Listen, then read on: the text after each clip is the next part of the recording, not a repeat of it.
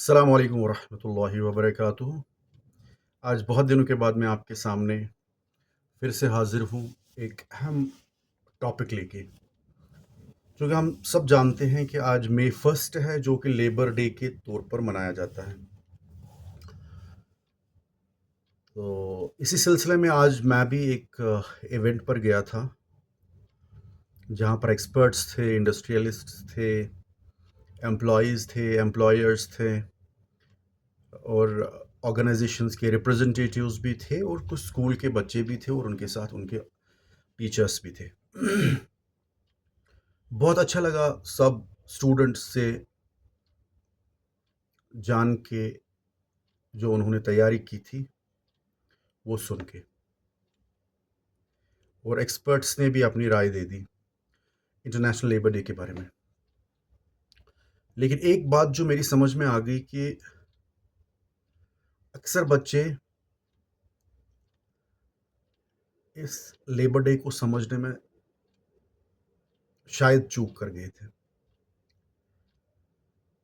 तो क्योंकि वो लेबर डे को लेबर्स डे बोलते थे और लेबर को समझते थे लेबरर, जो कि मैंने अखज़ किया। जो ये लेबर डे है, इसको हम इंटरनेशनल वर्कर्स डे भी बोलते हैं या मे डे भी बोलते हैं, जैसे कि हम सब ऑलमोस्ट जानते हैं। तो ये दिन जो हमें याद दहानी कराता है उन लोगों की जिन्होंने लेबर मूवमेंट स्टार्ट की थी 19th सेंचुरी में अमेरिका में। जो वो मूवमेंट फिर बाद में पूरी दुनिया में फैल गई और कानून बन गए, हर किसी मुल्क में अपने अपने लेबर के रिलेटेड कानून बन गए। इसी तरह हिंदुस्तान में भी ब्रिटिश रूल में लेबर लॉज बन गए और टाइम टू टाइम वो मॉडिफाई भी होते रहे और भी कानून उसमें ऐड होते गए। और हमें ये जानना बहुत ज़रूरी है कि ये जो कानून है, ये एक वर्कर की तहफ़्फ़ुज़ के लिए, उसकी ये कि वो डिस्क्रिमिनेट ना हो जाए उसके लिए है, चाइल्ड लेबर कहीं पर यूज़ ना हो उसके लिए है, रिलेशनशिप्स एक ऑर्गेनाइजेशन और उसके वर्कर्स के बीच में अच्छा रहे, जिनको हम इंडस्ट्रियल रिलेशंस बोलते हैं, उनके लिए, और ओवरऑल इकोनॉमिक डेवलपमेंट के लिए ये कानून बने।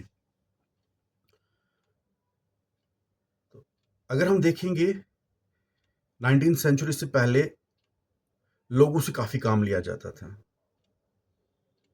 चाहे हम हिंदुस्तान की बात करें या दूसरे ममालिक की बात, चाहे डेवलप्ड कंट्रीज़ हो, अमेरिका, ब्रिटेन या कोई भी और कंट्री हो। तो हर जगह ये होता था कि टाइम की कोई पाबंदी नहीं होती थी, वर्क कंडीशंस का ध्यान नहीं रखा जाता था, वेज का कोई ध्यान नहीं रखा जाता था। तो सबसे पहली मूवमेंट जो उठी थी, उसका नारा था 8 घंटे काम, जो कि ऑलमोस्ट हर एक जगह पर अभी वही लॉ चल रहा है, 8 घंटे काम वाला। और वेज वाला ये जो है वेज वाले इंडस्ट्रियल डिस्प्यूट्स वाले एक्ट, बहुत सारे एक्ट्स बन गए। लेकिन ये बहुत ज़रूरी जानना है कि ये लेबर है क्या, what is labour day. Labour day का जो लेबर है, it doesn't mean labourer. Labourer को अगर हम डिफाइन करेंगे तो labourer is an unskilled worker जो अपनी मेहनत से अपनी रोजी रोटी कमाता है, फिजिकल लेबर जो करता है और अपनी रोजी रोटी कमाता है।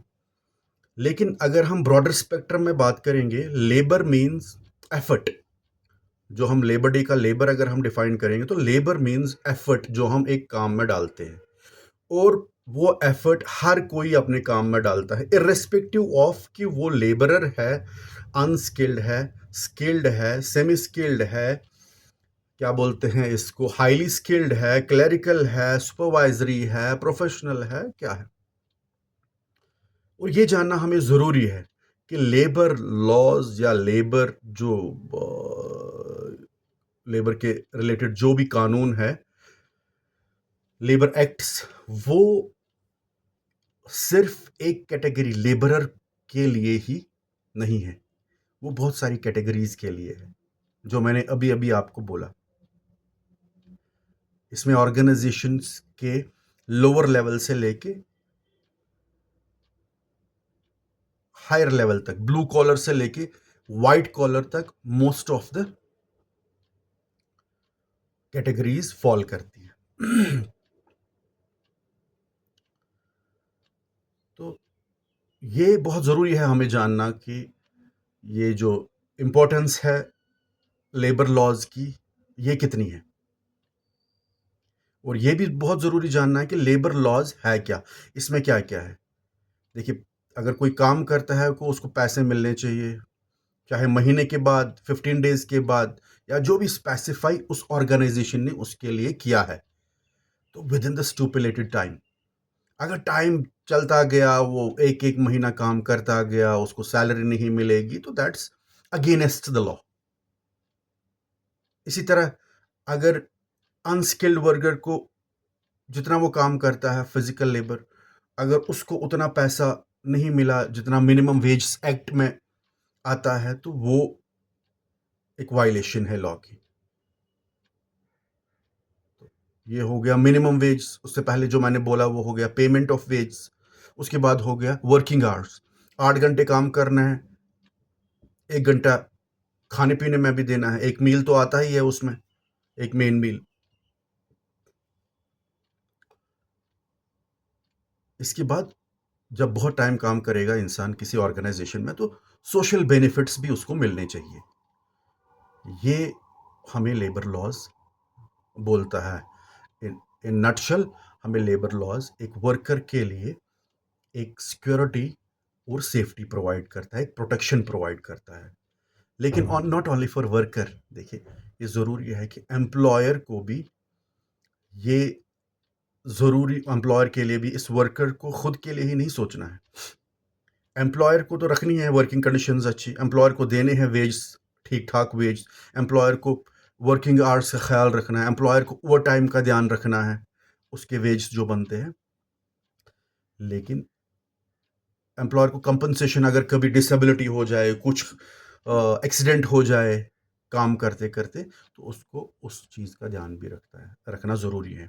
लेकिन साथ साथ वर्कर की भी कुछ जिम्मेदारियां हैं। अगर वर्कर लगन के साथ काम करेगा, अगर वर्कर लर्निंग प्रोसेस में हमेशा रहेगा, तो वो आगे जाएगा। Obviously there is no doubt, क्योंकि there are so many examples जिसमें हमने देखा हुआ है कि एक अनस्किल्ड वर्कर धीरे धीरे सेमी स्किल्ड बनता है, फिर स्किल्ड बनता है, फिर हाईली स्किल्ड भी बनता है, और कभी कभी आगे भी सुपरवाइजरी स्टाफ में भी चला जाता है। और वो तब जब वो लगन के साथ अपने स्किल्स को होन करता है। नॉलेज ज़रूरी है। नॉलेज मीन्स एकेडमिक नॉलेज की मैं जब बात करूंगा, एकेडमिक नॉलेज भी बहुत ज़रूरी है एक इंसान के लिए, लेकिन साथ साथ स्किल्स भी बहुत ज़रूरी है आगे जाने के लिए इस दुनिया में।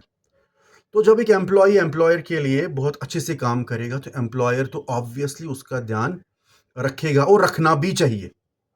So it's a two way process, I should say. कि सबसे पहले मैं बोलना चाहूंगा कि लेबर लॉज तक तो बात जानी ही नहीं चाहिए। अगर एम्प्लॉयर का कॉन्शियंस अवेक होगा, तो वो तो खुद वो कंडीशंस और वो खुद वो प्रोविजंस रखेगा कि एक एम्प्लॉयर सेटिस्फाई फील करेगा, और जब एक एम्प्लॉय सेटिस्फाई फील करेगा, और जब एक एम्प्लॉय एक वर्कर सेटिस्फाइड फील करता है, तो काम प्रोडक्टिव होता है और रिजल्ट्स भी उसके अच्छे आते हैं, जो कि फायदा जाता है एक ऑर्गेनाइजेशन को ही जिसके लिए वो काम करता है। तो जैसे मैंने आपको बोला कि वर्कर्स को भी ध्यान रखना है और ऑर्गेनाइजेशन को भी ध्यान रखना है, मैनेजमेंट ऑफ द ऑर्गेनाइजेशन, कि ये जो प्रोसेस है ये अच्छे से चले, कॉर्डियली चले, उसी में फ़ायदा है। नो डाउट इंडस्ट्रियल डिस्प्यूट्स होते रहते हैं, एक हिस्सा है ऑर्गेनाइजेशन का।